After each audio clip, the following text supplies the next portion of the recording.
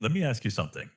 Have you ever watched someone stay completely calm while everything around them was falling apart, while others panicked, argued, or shut down?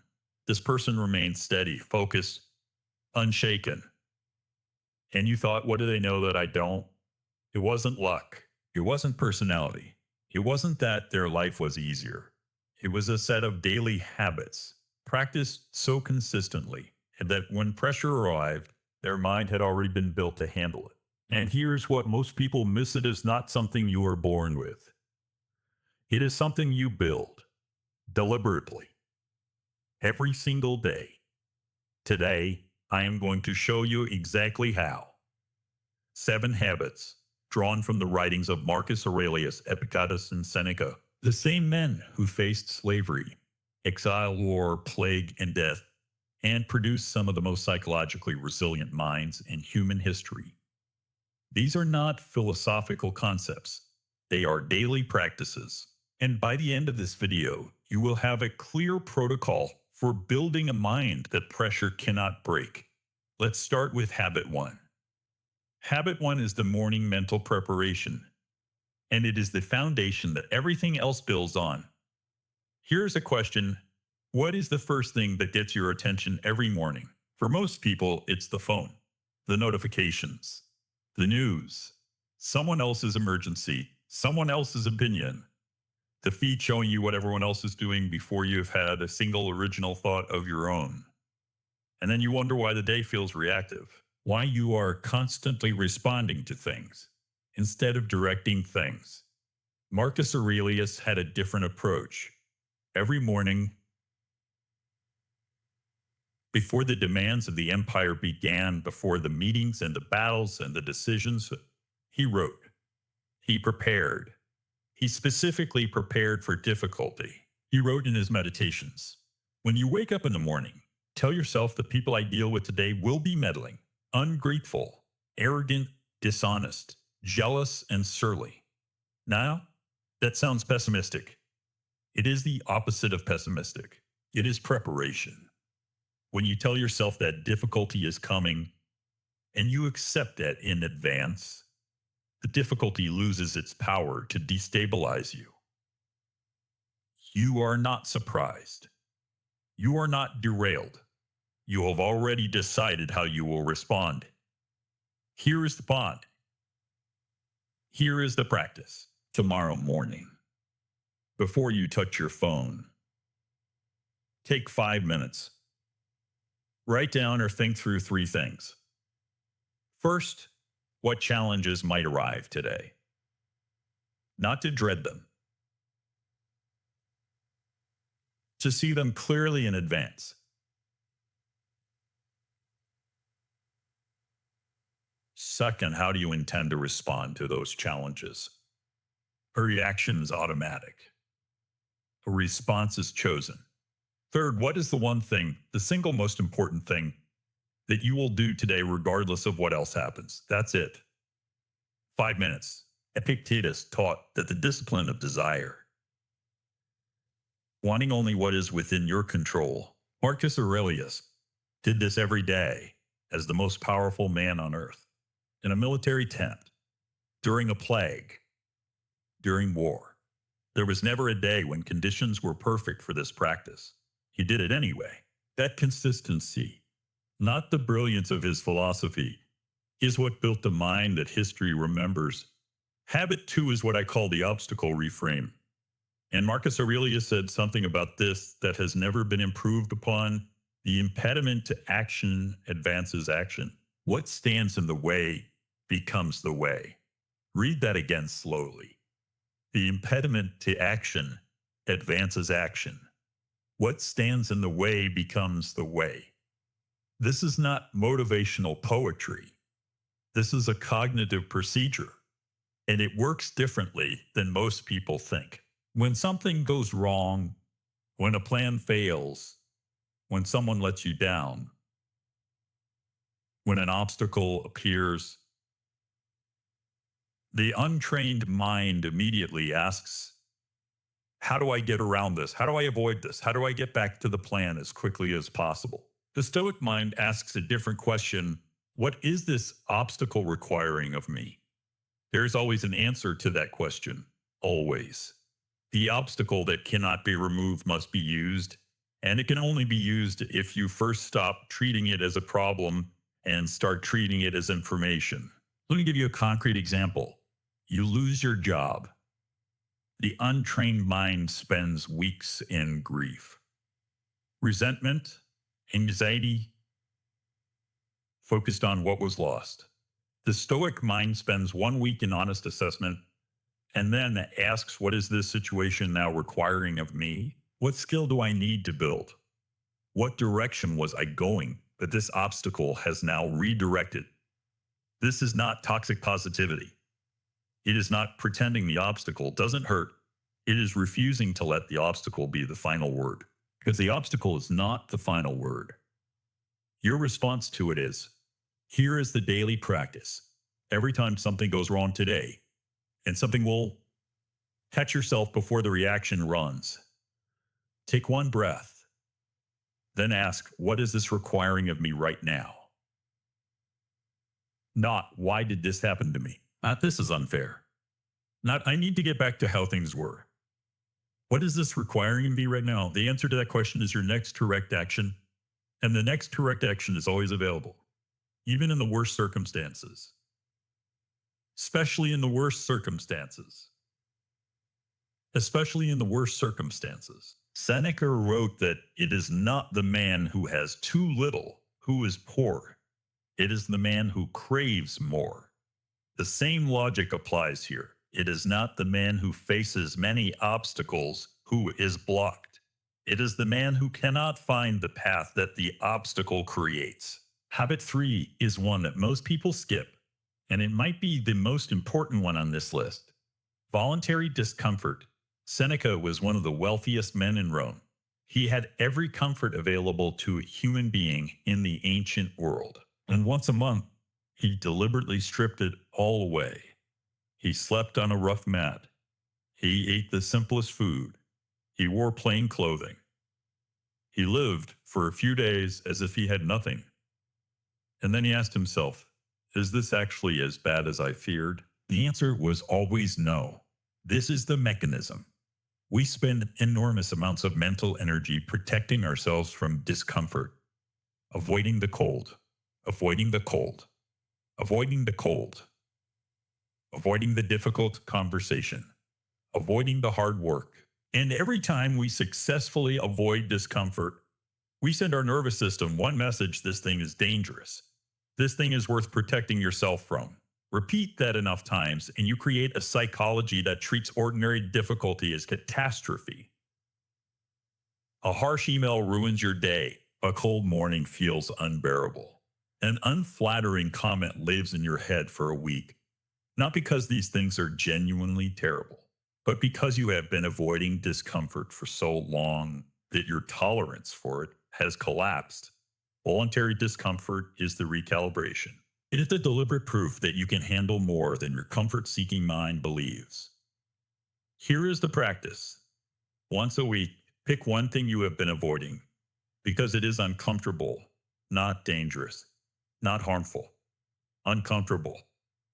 The cold shower, the difficult conversation, the workout you have been postponing, the project you have been approaching but not starting, the meal you skip even when food is available and you are not actually hungry. Choose the discomfort deliberately. Experience it fully. Notice that you survive it. Notice that it is never as bad as the anticipation of it. Epictetus put it directly.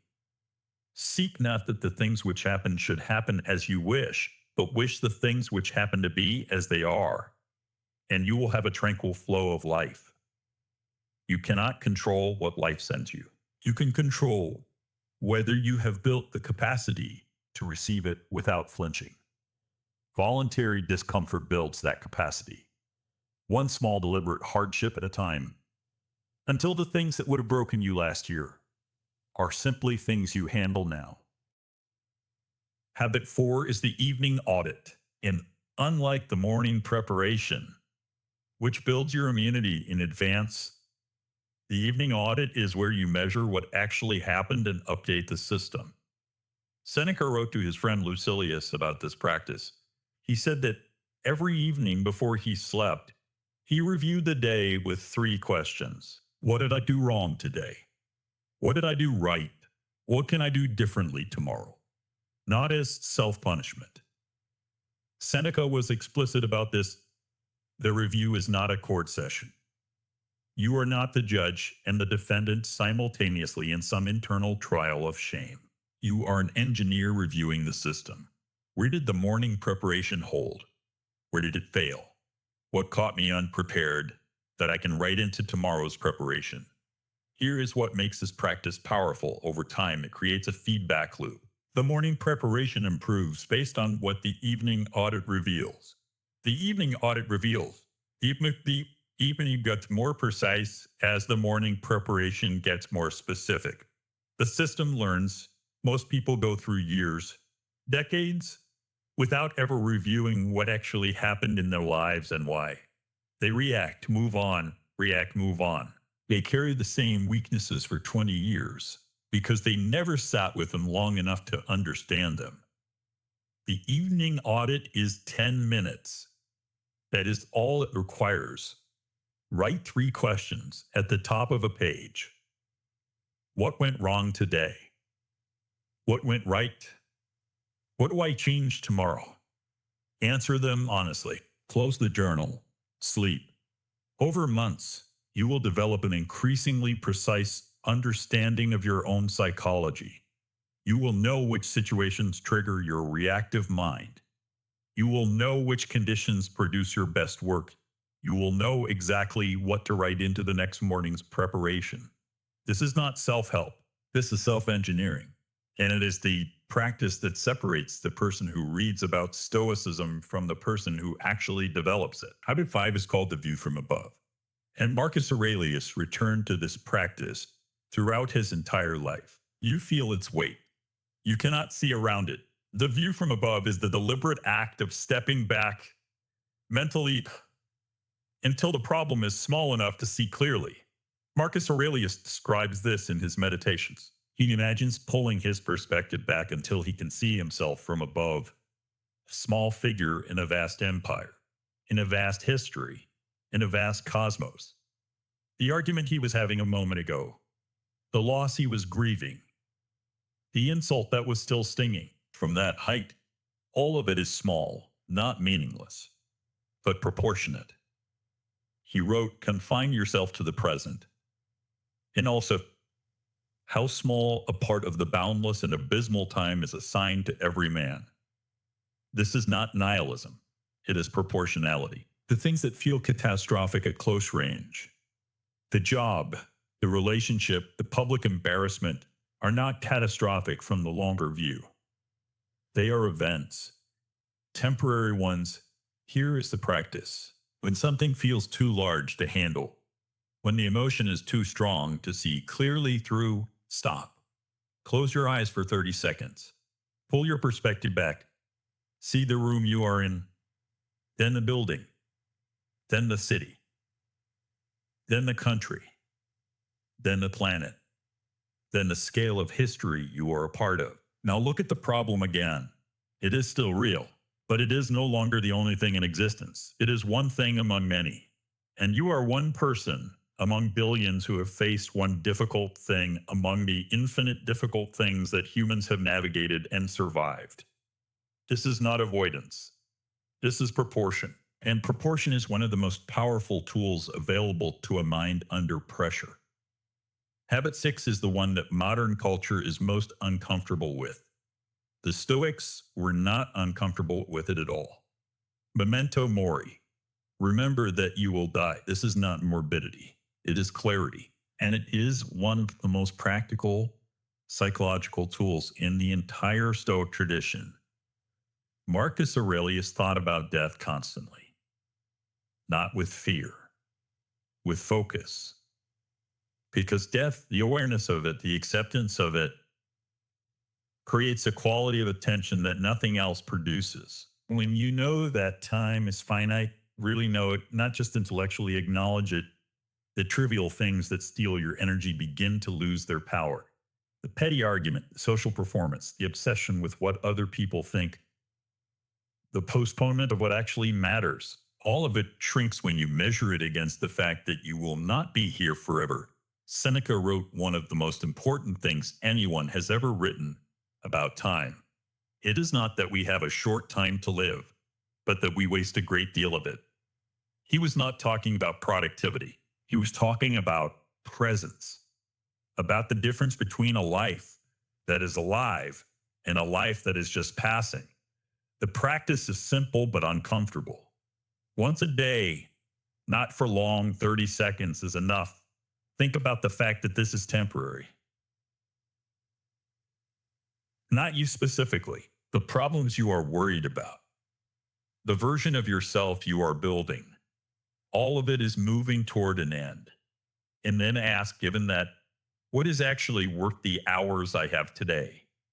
The Stoics did not use this practice to become sad. They used it to become awake, to stop sleepwalking through days that they would not get back, to treat each interaction with the people they loved as if it might be the last one, because one day it will be. Marcus Aurelius lost children, lost friends, lost colleagues. He wrote about grief in the Meditations, not to avoid it, but to see it clearly, to understand what it was telling him about what he valued. Memento Mori does not make life feel shorter. It makes it feel more real. Habit 7 is radical acceptance, and this is the one that ties everything else together. Nietzsche, who disagreed with almost everything, the choice to say yes to what is not as resignation, not as passivity, but as the active recognition that fighting against reality is the single most exhausting and pointless thing a human being can do. Marcus Aurelius wrote, "Accept the things to which fate binds you, and love the people with whom fate brings you together, and do so with all your heart." Radical acceptance does not mean you do not try to change things. It means you stop spending energy hating the things you cannot change while you work on the things you can. There is a specific kind of suffering that is entirely self-created, not the suffering of the difficult situation. The suffering of resistance to the difficult situation, the anger at the fact that it happened at all, the grief at how unfair it is, the exhaustion of wishing it were different.